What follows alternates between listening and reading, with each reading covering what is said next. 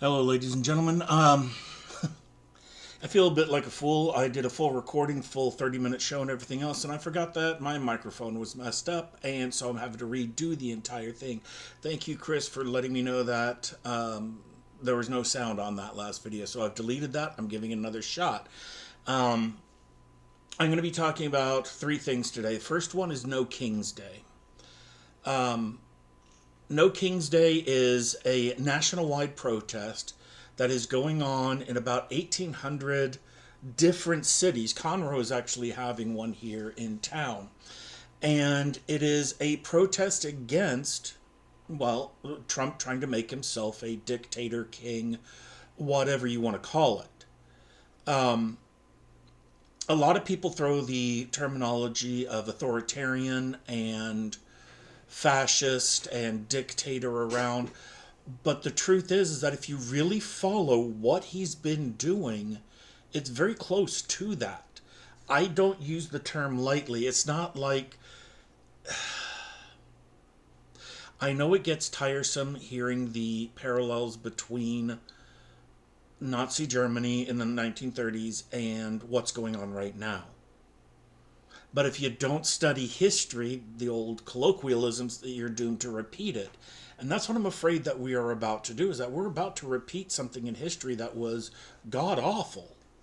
And I think that it's going to end up just as bad as what happened to Germany in those 10 years. And we need to be on the lookout for this. We need to take a look to see what is happening. We are not going to be sitting idly by, I hope. I think true patriots will step forward finally, and not people that have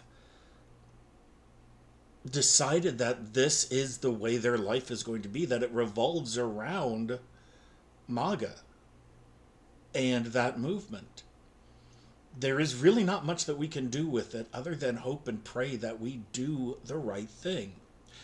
No King's Day, if you go to nokings.org, there is a map that shows everywhere that it's happening. The one nearest you that you can join in. I think I know the one in Conroe is going from 1 to 4 o'clock, and reading online already, there's a lot of people saying that this is bullshit. This is disgraceful. That you're not being patriotic. It's the 250th anniversary of the Army, and that's an important thing because it's happening on Saturday. And I've got to tell you something. The Army was created 250 years ago. Why? And I'll give you a moment. To fight against King George and the English Army. To gain our independence. Fighting against an actual king. So we should be trying to emulate that aspect and go against kings by giving the due to the army of what they were created for, the Continental Army. Also, Veterans Day. Somebody had said that, there was going to be a Veterans Day parade and they had to cancel it because of this bullshit. Well, there's a Veterans Day in November. Do your parade then, honor the Army then, honor the veterans then. I am a veteran. And I'm not upset at this. So if you're a veteran and you're upset that something got canceled for something that is truly patriotic and constitutional, then maybe you need to check your privilege. Seriously. And if you think this is just against Hispanic people and just against illegal aliens and how things are perceived, I do have to tell you something. This just happened. Senator Pardilla, a Democratic senator, went into a press briefing with Kristi Noem and wanted to listen to see what she was saying. And he had a question. And he goes, I have a question. And immediately, he was beset by FBI and other ICE agents, and he got pushed out of the room. Then put down on the ground forcefully, and handcuffed. Now, this is a sitting congressional senator, federal Congress, federal Senate. And this was done to him because he wanted to ask her a question. Her defense was, well, he didn't identify himself. That's what she's coming back with, which is bullshit, because if you watch the entire thing, one of the first things he says is, I am Senator Pardilla. They don't care. And that's the thing that you've got to be afraid of. This is what we're fighting against. We're fighting against people who want to have all the power in this tight little circle, and everybody else has to obey. Trump wants to be a dictator. His cronies want to be the oligarchy underneath the dictator. And the rest of us are just fucked. So please keep this in mind. Going out to this protest is an act of patriotism. And for all the people that are saying, no, there shouldn't be any protests or anything like this, ICE is just doing their job. No. ICE is going above and beyond to get everybody, citizens included. Okay? They're just nabbing people off the street. There was a video that I saw of a Hispanic man who was picked up at a car wash where he was working in front of his 7-year-old son. And his 7-year-old son and his 16-year-old son are legal residents of the United States, and they just had their father taken away from them. And I want you to imagine your privilege right now if your father is in the same house with you or is nearby, and you not having to worry about your father being picked up. That's privilege right there. But it's not just going to end there, folks. I mean, the Republicans are always talking about the slippery slope argument. How if you allow one thing to happen, then it's going to get worse and worse and worse and worse. Well, guess what? That we can use the same argument back on them. Okay? And that's an important thing to keep in mind. This is not a dog whistle. This is not me yelling boogeyman. Oh, look at this. This is not me yelling Marxism and socialism and communism. No. This is me saying that there's an authority out there that is doing too much. There's one thing to uphold the laws. There's another thing to abuse the laws. Congress. I mean, bringing in the California National Guard, that's the purview of the governor. The president can bring them in if they are asked for. And Gavin Newsom never did. He never asked for them at all. And then on top of that, sending in Marines as well, that breaks every single concept of what's going on here. This is saying that you're not allowed to have a voice, and we will shut you up for trying to present your First Amendment rights. So if you don't have any freedom of speech, if there's no freedom of press, if there's no freedom to gather, then what other rights are going to be taken away? All you Second Amendment fanatics talk about how the Democrats are going to be coming for your guns, but there's more of a chance of this administration doing that, of ICE and FBI and the DOJ coming for your weapons if they don't agree with your politics. Now, if that happens, what do you think's going to happen? Second Amendment, Third Amendment, Fourth, all of the amendments are just going to be spat on, exactly like what he's been doing to the Constitution. Trump has been systematically ignoring everything that has been set up and working for the past 250 years. And he doesn't care at all.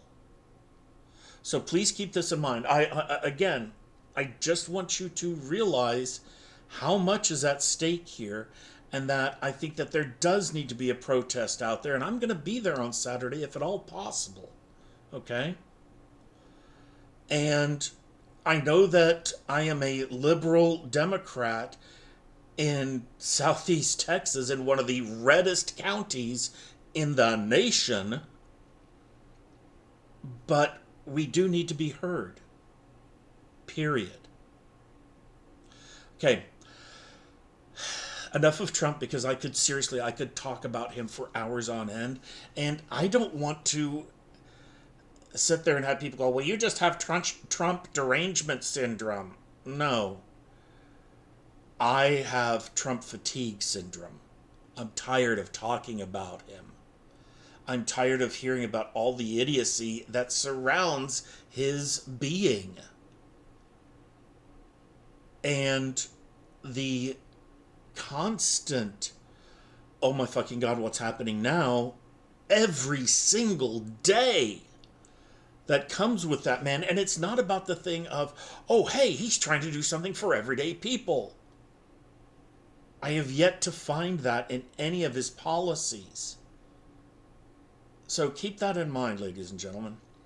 Okay, on to something a little bit fun.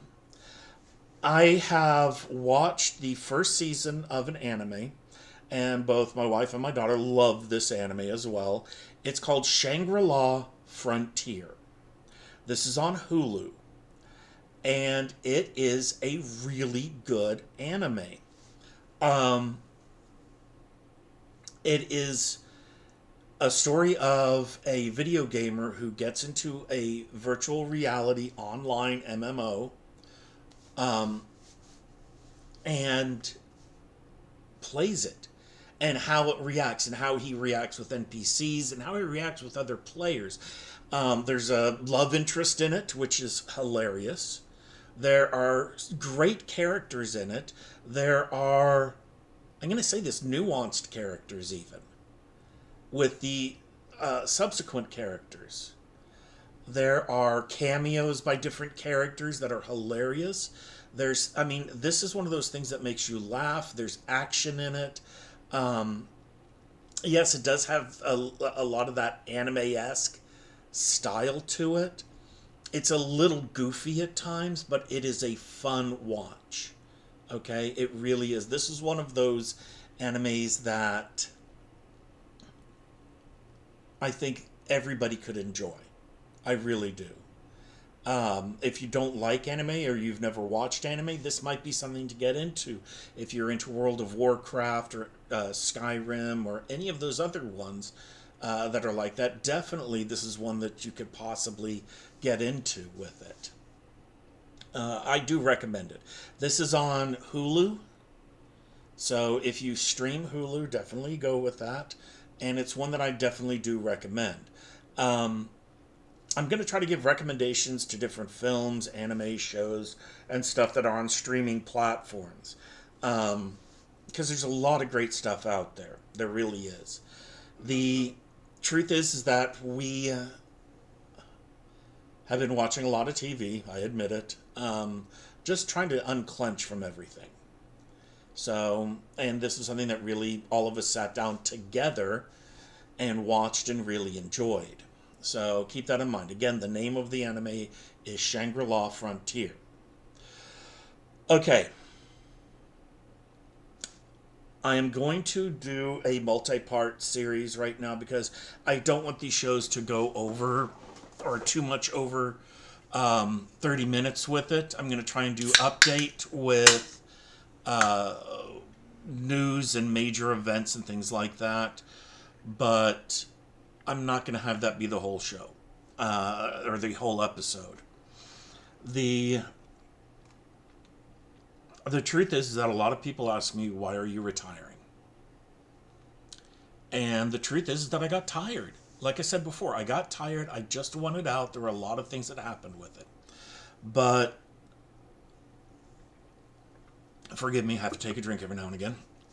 The one thing that I'm going to say is that there's a lot of myths about being a teacher.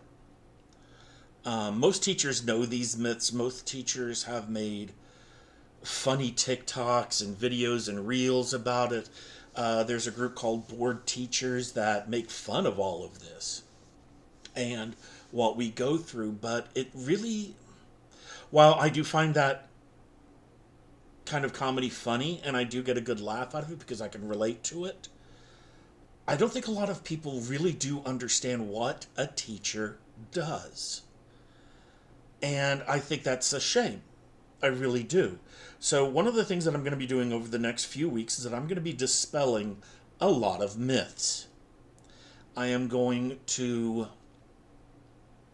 try and explain what we go through as teachers with it. And it's very important that people need to understand what it is we do. Because there's too much of that mindset of elementary teachers just go in and play with the kids. They're not doing anything else. High school teachers are just there to babysit the kids. They're just plugging them in and ignoring them completely. And the truth is that there's a lot more to teaching than people realize. And I want to get rid of some of these myths. So the very first myth is that teachers have a 7 to 3 job or an 8 to 4 job only. That, yeah, they have to get up a little earlier than a 9 to 5 job, but they get to be home earlier as well. Technically, that's true. A teacher could show up at 7 o'clock, leave at 3 o'clock, not a problem. But they'd be a pretty shitty teacher. They really would. They would never get anything done. Most teachers come in anywhere from 30 minutes to an hour before they're supposed to. They come in early to get work done in the morning. They come in early to get classrooms set up. They come in early to enter grades, answer emails, all of these things that they need to do to get ready for the day. I know a teacher that comes in 2 hours before, or an hour and a half before they are supposed to, so they can get a little exercise in. So they can walk and start planning out the day as they're walking around the school. Then you've got the teachers, especially in the high schools, that they don't go home at 3 o'clock. They end up going home around 5 o'clock. Why do they go home so late? Because they are sponsors of extracurricular activities, which usually last an hour to an hour and a half. They have to grade papers. They're doing meetings. They're doing professional developments. They're doing working with kids and tutorials in their rooms after school. This is a story for myself when I was a debate coach and I taught senior English and debate. I would show up at about 5 in the morning, 5:30 in the morning. We didn't have to be there till 7:15. Then I would end up, and that would be my time to grade papers, enter grades, get things planned for the day, take care of emails, paperwork, all of that. And yes, it took me that long to do because I had a lot of stuff to do. Because I had a kid in my room pretty much nonstop from the beginning of, before school hit. Before the first period, I usually had kids coming into my room about an hour early, an hour before the bell rang for first period. And they would be in my room till around 4:30. And it was because I did debate. I did extracurriculars. I did sponsoring of clubs. And so I stayed. So I was having 12 to 11, 12, 13-hour days every day of the week. And this was on top of family life and trying to have a hobby and trying to decompress. It really wasn't that easy to do. And when you start looking that you're working 60 hours a week, then you've got to realize that teaching is not for the timid. And I'm not even counting in the drive time. My wife, for the past 19 years, worked at a school that was 45 minutes away. Or, on her way home with rush hour traffic, an hour and a half. She would be on the road at least 2 hours a day. We would be getting up at 5:30, 5:40 in the morning. I would get home at a decent hour this past, 12 years. She would be getting home. She gets home, or used to, 5:30, 6 o'clock in the evening. Now, since I got home earlier, I was cooking dinner, I was cleaning house, I was taking care of things to help her out. And then there's homework with the kids, then there's getting stuff ready for the next day. Then, on top of all this, if you have kids, you have to deal with that. If you have things to grade, you have to get those graded. You're usually doing it on your own time. If you have to contact parents about failing grades, that's when you the best chance to be able to talk to them. And talking to parents is a whole other myth right there. The truth is that teachers rarely have time off. The only time we turn off is when we're asleep. And it can be very dragging. Now, keep this in mind on how much we do. Myth number 2. We have a 2-month paid vacation in the summer. This is one that makes every single teacher do exactly what I just did. They just kind of go, and then want to hurt someone that said it. This is not true. We do not get a paid vacation. We take our salary, which is set from August to the end of May, and we stretch it out into June and July as well. So we're just getting paid for what we've done for the previous 10 months. That's it. We're not getting out free for not doing anything. We've paid our dues. And when you add up all the hours that most teachers put in, then you're looking at doing a 40-hour-a-week work week at the bare minimum every single week, like normal corporate America would do, a 9-to-5 job. So that's a huge myth right there, is that we get a paid vacation. No, this is the money that we've already earned. Then, on top of that, there's a lot of teachers that teach summer school. There's a lot of teachers that have to do they're calling them CPEs or some other crap like that, professional development, which means that we have to go to school ourselves. We have to get more training. We have to go to conferences and conventions, and we do this all on our own time, all on our own penny 9 times out of 10. And we have to continuously learn new things. The amount of time that we do that is required by the state. That in a certain amount of time, we've got to get a certain number of hours in, or we could lose our license, our teacher certification, which you don't just get a diploma and you can automatically teach. I'll get into that later. You have to keep your certification up by doing all these things. You've got meetings. You have got decorating. If you're into doing that, you are working with lesson planning for the entirety of the next year. You reflect back on what you did the year before so you can get ready for the next year. For elementary school teachers, they may not even be teaching the same grade. They may be going from kindergarten to fourth or fourth to kindergarten, depending on where they're needed. They have to be flexible enough to be able to teach all the ranges there with it. High school teachers might end up having to do the same thing as well. I know when I first started at the second school that I taught at, I was teaching 8th grade reading, 9th grade English, and government. And then it became 9th grade English and 10th grade English. And then when there were no more 8th graders, then I started, what I did changed throughout the years. And it's something that's very important to keep in mind. There is not a set schedule from year to year.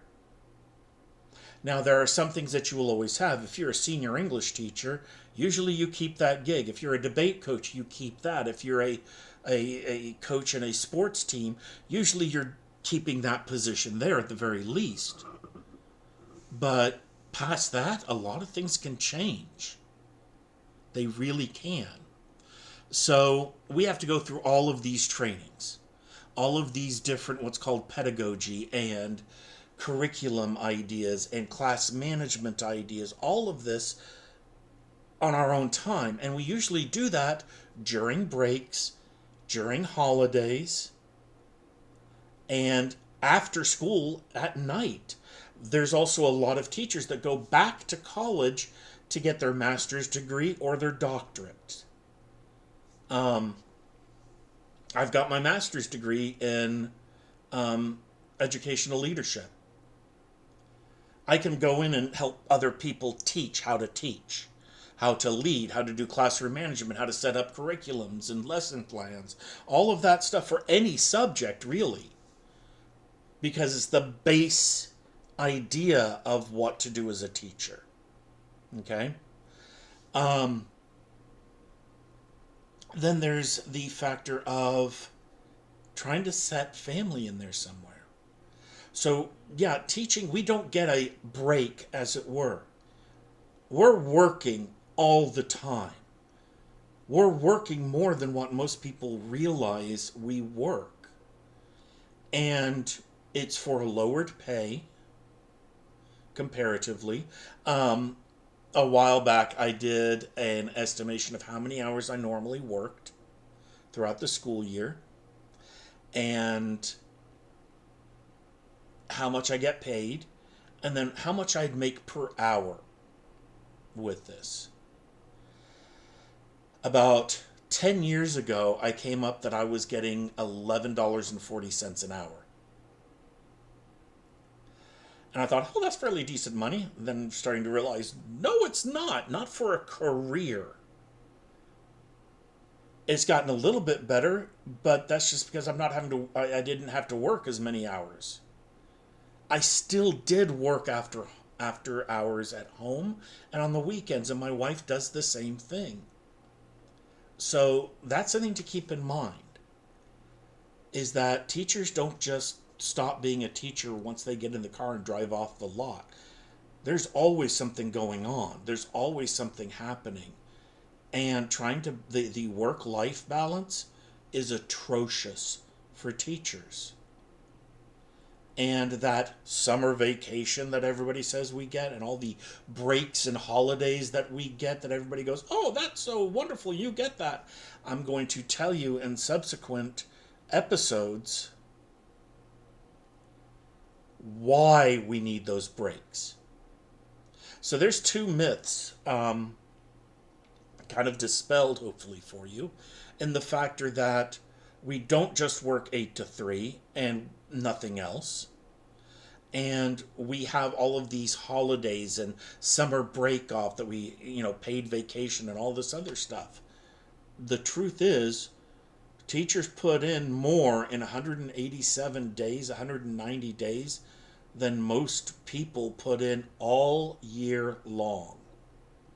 So keep that in mind the next time you start grousing about a teacher or an educator and what they're doing. Okay? All right, that's it, ladies and gentlemen. I'm going to try, hopefully this has worked out. I'm going to play it this time before I try and post it. But past that, I will see you next week. We will dispel a couple of other myths, and we will see what's caught fire in America next week, because I'm sure there's going to be something else that has hit the fan. Okay? Later, folks. You have a wonderful and great weekend.